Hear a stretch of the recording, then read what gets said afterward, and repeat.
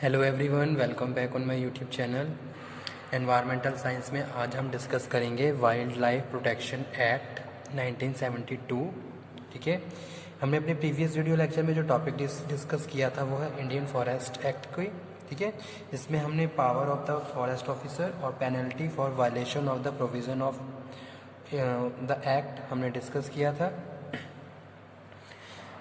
आज के सेशन में हम डिस्कस करेंगे वाइल्ड लाइफ प्रोटेक्शन एक्ट, जिसमें हम डिस्कस करेंगे objective of this act, definitions, appointments.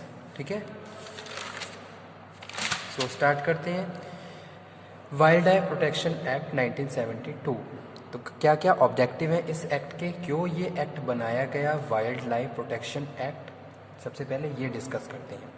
तो इस एक्ट को बनाने के पीछे जो मेन ऑब्जेक्टिव था वो क्या था, प्रोटेक्शन ऑफ वाइल्ड लाइफ, यानी कि फॉरेस्ट में जो भी वाइल्ड लाइफ सर्वाइव करती है उनके प्रोटेक्शन के लिए ये एक्ट बनाया गया। ठीक है, ताकि जो हंटिंग या इस तरीके की जो प्रैक्टिसेस होती हैं उनको हम रोक सकें, और जो हमारी जो एक तरीके से वाइल्ड लाइफ है, यानी कि जो स्पेशीज़ हैं, अलग अलग बात करते हैं हम, जंगलों में जितने भी जीव जंतु हैं उनको उनकी प्रोटेक्शन के लिए, और साथ के साथ जो भी जातियां हैं, जो भी प्रजातियां हैं, उनको बनाए रखने के लिए इस एक्ट को बनाया गया, इस एक्ट की शुरुआत की गई। ठीक है, तो जो पहला जो ऑब्जेक्टिव है, ऑब्जेक्टिव ऑफ दिस एक्ट, वो यही है, प्रोटेक्शन।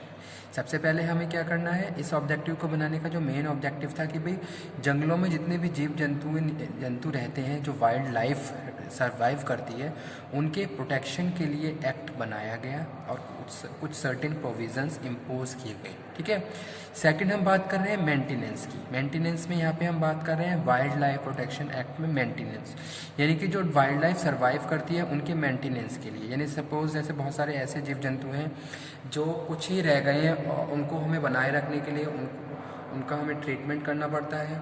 ठीक है, उनको प्रिजर्व करके रखना पड़ता है। जैसे कि कुछ जीव जंतु की कुछ ही प्रजातियां रह गई हैं, बाकी सब विलुप्त हो गई हैं। तो जो रह गई हैं उनको बनाए रखने के लिए, ताकि आगे इस टाइप के जीव जंतु भी धरती पे, हमारे अर्थ पे सरवाइव करें, तो वो सारी चीज़ें हम बात कर रहे हैं अपने सेकंड ऑब्जेक्टिव में।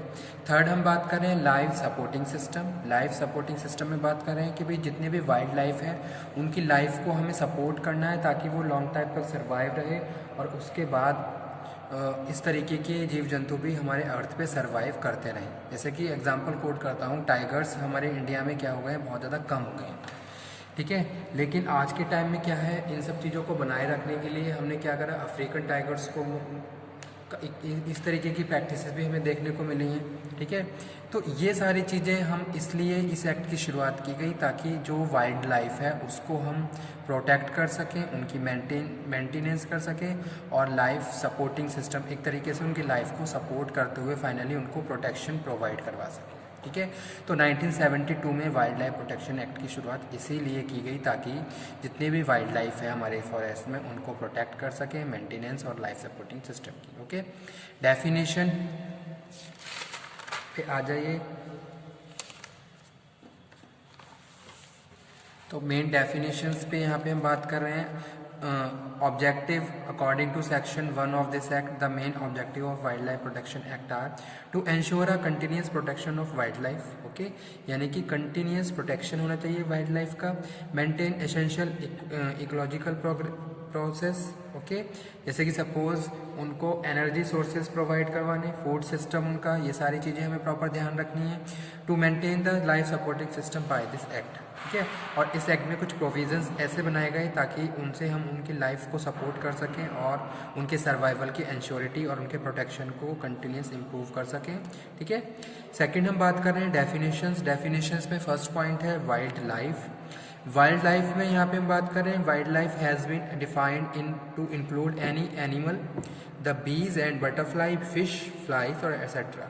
तो वाइल्ड लाइफ में हम बात कर रहे हैं, wild life has been defined include any animal, कोई भी क्या एनिमल, जैसे कि, और या बीज की बात कर रहे हैं, बटरफ्लाई की, फिश की, फ्लाइज की बात कर रहे हैं, एक्सेट्रा की बात कर रहे हैं, जो फॉरेस्ट में सर्वाइव करती है। ठीक है,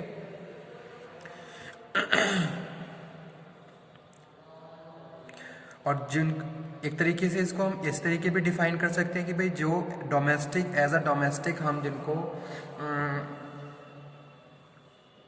पाल नहीं सकते हैं, या ऐसे भी कह सकते हैं। सेकंड हम बात कर रहे हैं definition hunting. Hunting means to capture, kill, poison any wild animal trying to do so, ठीक है, यानी कि किसी भी एनिमल्स को मारना बाय द पॉइजन या किसी भी तरीके से, तो वो हंटिंग है। टू इंजरी और डिस्ट्रॉय और to take away any part of the body of the such animal and damaging disturbing the act to wild words, ठीक है। तो ये सब चीज़ें हम बात कर रहे हैं किसमें, डेफिनेशंस में। डिटेल अबाउट दिस एक्ट, तो इस एक्ट की क्या डिटेल है ये भी देख लीजिए।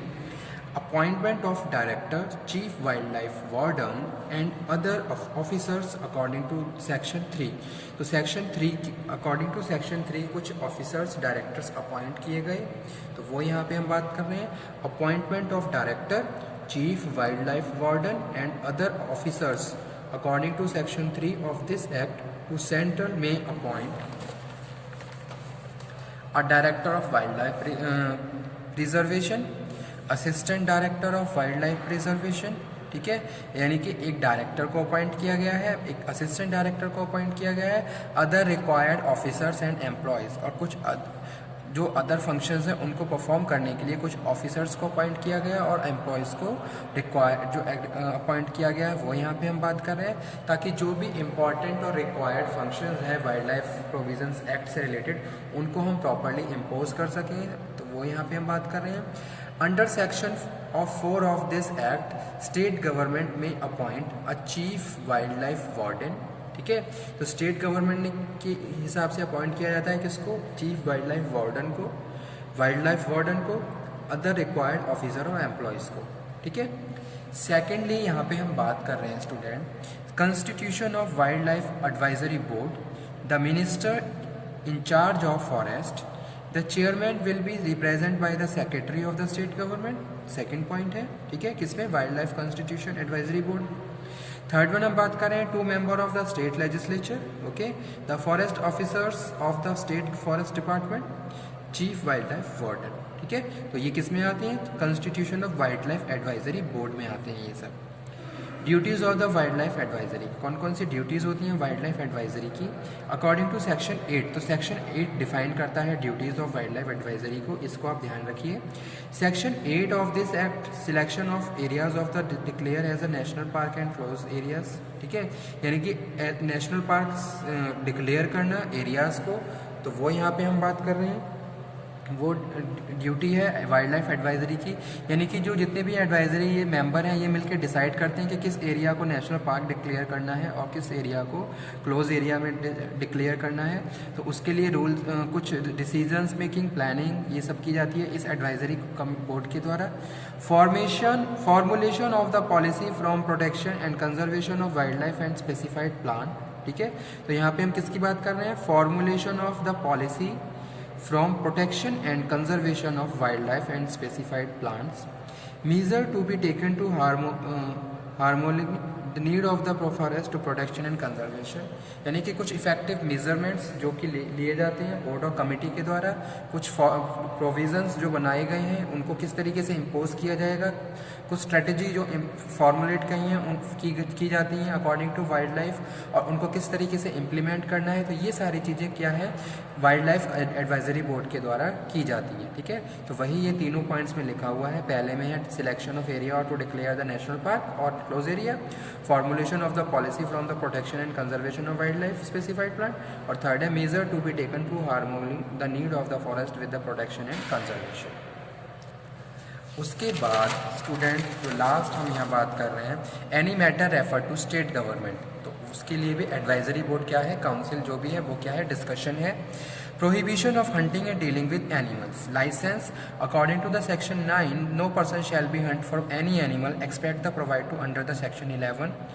According to section 11 hunting of the wild animal is permitted in the certain case, कुछ केसेस में परमिट है लेकिन अदरवाइज ये परमिट नहीं है। परमिट किन केसेस में है, if the chief wild life warden is satisfied any wild animal has become dangerous, अगर कोई भी एनिमल ऐसा है जो बहुत ज़्यादा डेंजर हो गया है, ठीक है, या फिर वो दूसरों के लिए क्या है बहुत ज़्यादा हार्मफुल हो गया है, तो उस केस में उसको हंट किया जा सकता है। तो ये क्या है, if the chief wild life warden is satisfied that any wild animal has become dangerous to human life or deceased to be beyond recovery, any wild animal killed or wounded in defense of any person shall be by government property. ठीक है, in that case the animal can be hunted according to this act. Okay, according to section 12, Chief Wildlife Warden by an order of the writing standing the reason of the allowing him to hunt the wild animal specified in such permit of the area. Education है, scientific research and management है, collection of specimens है, या फिर for the manufacture of the life saving drugs है. ठीक है, तो इन सब केसेस में क्या है, ये सब इन सब में कुछ रिलैक्सेशन दिए गए हैं. बाकी अदरवाइज़ जो भी प्रोहिबिशन है वो हमें प्रॉपरली फॉलो करनी है. जो भी ड्यूटीज़ बनाई गई हैं ऑफिसर्स की वो उनको पूरा करते हैं. तो ये था इस एक्ट के बारे में जो कि हम बात कर रहे हैं, वाइल्ड लाइफ प्रोटेक्शन एक्ट की 1972. ठीक है, इसमें हमने बात करी किसकी, prohibition of hunting and dealing of animal.